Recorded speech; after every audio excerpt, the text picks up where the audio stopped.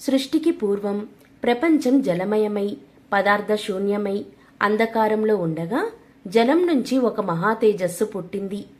కాలక్రమాన అది జ్యోతిర్లింగ స్వరూపం దాల్చింది. అది పరమేశ్వరుడైన శివుడు.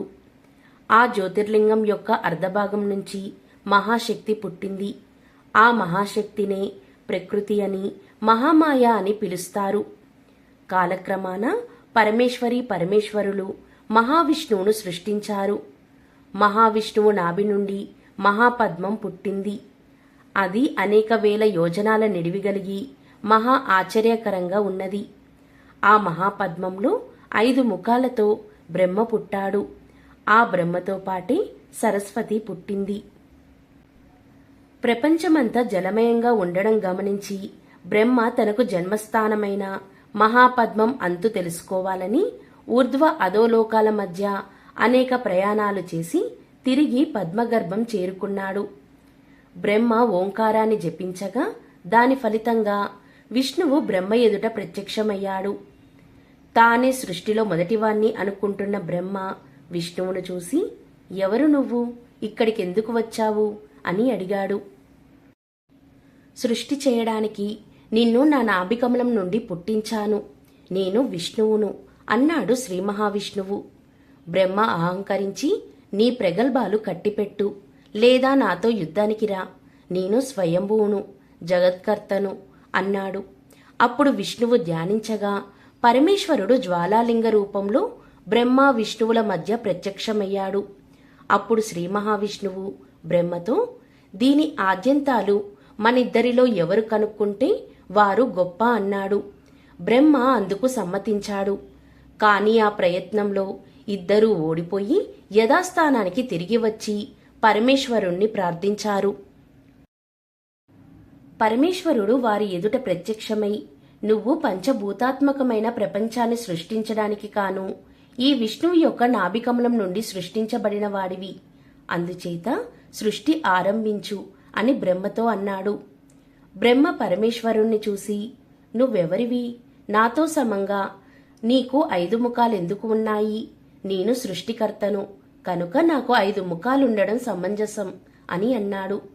ఆ మాటలు విని పరమేశ్వరుడు రుద్రావతారం దాల్చి తన ఎడమ చేతి చిటికెన వేలి గోరును కత్తిగా ఉపయోగించి బ్రహ్మకున్న 5 తలలలో ఒకటి ఖండించేశాడు.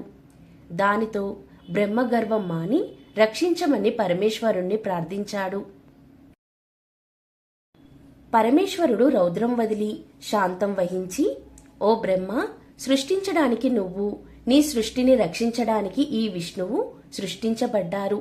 నేను లయకారకుడైన శివుడుగాను రుద్రుడుగాను ఈశ్వరుడుగాను పిలువబడతాను. జ్వాలాలింగాన్ని పార్థివలింగమని శివలింగమని పూజించండి అని చెప్పి ఆ జ్వాలాలింగంలో ఐక్యమయ్యాడు. తరువాత బ్రహ్మ విష్ణువు నుంచి వేదం మొదలైనవి తీసుకుని పద్మాసనం మీద కూర్చొని ఓంకారాన్ని జపిస్తూ ఉండగా నీటి మీద తేలుతూ ఒక గుడ్డు బ్రహ్మకేసి వచ్చింది. బ్రహ్మ దానికేసి ఆశ్చర్యంగా చూశాడు. అంతలో ఆ గుడ్డు నుంచి ఓం అనే శబ్దం బయటికి వచ్చింది. అది వచ్చిన మార్గాన బ్రహ్మ ఆ అండంలో ప్రవేశించాడు. అందులో గాఢాంధకారంగా ఉన్నది. బ్రహ్మ అక్కడ తన శరీరాన్ని విసర్జించి చతుర్ముఖుడిగా తిరిగి పుట్టాడు. బ్రహ్మ అండం నుంచి బయటికి వచ్చినప్పుడు అది 2గా చీలి కింది భాగం భూమిగాను పైభాగం ఆకాశంగాను ఏర్పడింది. నీరు ఇంకిపోయింది. ఇది చూసి బ్రహ్మ చాలా సంతోషించి భూమి మీద సమస్త చరాచరాలను సృష్టి చేయ ఆరంభించాడు. బ్రహ్మ సృష్టి చేసిన మొదటి వాళ్ళు సనక సనందనాథులు. వాళ్ళు సృష్టి చేసే ఆసక్తి లేక పరమేశ్వరుణ్ణి ధ్యానిస్తూ తపస్సు చేసుకునేందుకు వెళ్లిపోయారు. అది చూసి బ్రహ్మ గట్టిగా ఏడ్చాడు. ఆయన కన్నీరు భూమి మీద పడగా అందులో నుంచి గొప్ప తేజస్సుతో శివుడు పుట్టాడు. అతను తెల్లగా ఉండి దశదిశలను వెలిగిస్తూ ఉండడం చూసి బ్రహ్మ, ఎవరు నువ్వు అని అడిగాడు. నేను శివుణ్ణి, రుద్రుణ్ణి అన్నాడు శివుడు. అప్పుడు శ్రీ మహావిష్ణువు ప్రత్యక్షమై, బ్రహ్మ, నువ్వు సృష్టించి నేను పోషించే చరాచరాలను లయం చేయడానికి పరమేశ్వరుడే ఈ శివుడి రూపంలో పుట్టాడు అని అన్నాడు. బ్రహ్మకు సత్యలోకము, విష్ణువుకు వైకుంఠము, శివుడికి కైలాసము వాసస్థానాలుగా ఏర్పాటయ్యాయి. అందుచేత బ్రహ్మ సత్యలోకానికి వెళ్లి తనకు సహాయంగా ఉండడానికి గాను మరీచి, కశ్యప, దక్ష, గౌతమ, వశిష్ఠ, కర్దమ మొదలైన 9 మంది ఉపబ్రహ్మలను సృష్టించాడు. వీరిలో దక్షుడికి 64 కుమార్తెలు కలిగారు. ఆ కుమార్తెలలో అదితి మొదలైన 10 మందిని కశ్యపుడు పెళ్లాడి పిల్లలను కన్నాడు. అదితికి ఇంద్రుడు మొదలైన దేవతలు పుట్టారు. దితికి దైత్యులు పుట్టారు. వినతకు గరుత్మంతుడు, అనూరుడు పుట్టారు. కద్రువకు సర్పాలు పుట్టారు. శ్వసకు యక్ష, రాక్షసులు పుట్టారు. శివుణ్ణి పెళ్లాడడం కోసం మహేశ్వరి దక్షుడికి సతీ అనే కుమార్తెగా పుట్టింది. వారిద్దరికీ వివాహం జరిగినప్పుడు బ్రహ్మ, విష్ణువు, ఇంద్రుడు మొదలైన దేవతలు వచ్చి సతీశివులను అనేక విధాల స్తోత్రం చేశారు.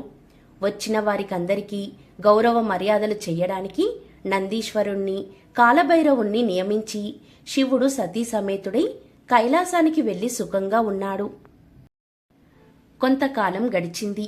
అనేక మంది మహామహులు ప్రయాగ అనే నగరంలో గొప్ప యాగం తలపెట్టి బ్రహ్మ, విష్ణు, మహేశ్వరులను, ఇంద్రాది దేవతలను పిలిచి యాగం ప్రారంభించారు. యజ్ఞానికి వచ్చిన వారికి వసతులు ఏర్పాటు చేసి మహర్షులు వారి వారికి తగిన ఆసనాలు చూపి కూర్చోబెట్టారు. అందరూ కూర్చొని యజ్ఞాన్ని చూస్తూ ఉండగా దక్షుడు తన శిష్యులతో సహా వచ్చాడు. అప్పుడు సభలోని వారందరూ లేచి దక్షుడికి ఎదురు వెళ్లి పలకరించి తీసుకువచ్చి కూర్చోబెట్టారు. దక్షుడు సభనంతా కలయజూసి బ్రహ్మ, విష్ణువులకు నమస్కారం చేసి తన అల్లుడైన శివుడు లేవలేదని, తనను పలకరించలేదని గమనించి సభవారితో, మీరందరూ లేచి వచ్చి నన్ను గౌరవించారు. ఈ ఈశ్వరుడు నాకు అల్లుడైన కారణం చేత లేవక, నన్ను పలకరించక నిర్లక్ష్యం చేశాడు. ఇతనికి చిన్న పెద్ద తారతమ్యం తెలీదు అని తన శిష్యులతో సహా వెళ్లిపోసాగాడు. అది చూసి బ్రహ్మ, విష్ణువు మొదలైన వాళ్ళు దక్షుడికి అడ్డం వెళ్లి, అతను ఈశ్వరుడు, పరమేశ్వర అవతారుడు, అతన్ని నిందించడం తప్పు అని చెప్పారు. అప్పుడు నంది దక్షుడితో, ఓ దక్ష, శివదూషణ చేసిన నీ శిరస్సు తెగి హోమగుండంలో పడుగాక అని శపించాడు. అది విని దక్షుడు అలిగి, మీ రుద్రగణాల వాళ్ళు వేదబాహ్యులై ఆచారహీనులై బూడిద పూసుకొని పాషండులని పేరు తెచ్చుకుందురుగాక అని తిరిగి శపించాడు. శివుడు యజ్ఞం పూర్తయ్యేదాకా ఉండి తన రుద్రగణాలను వెంటబెట్టుకుని కైలాసానికి వెళ్లిపోయాడు.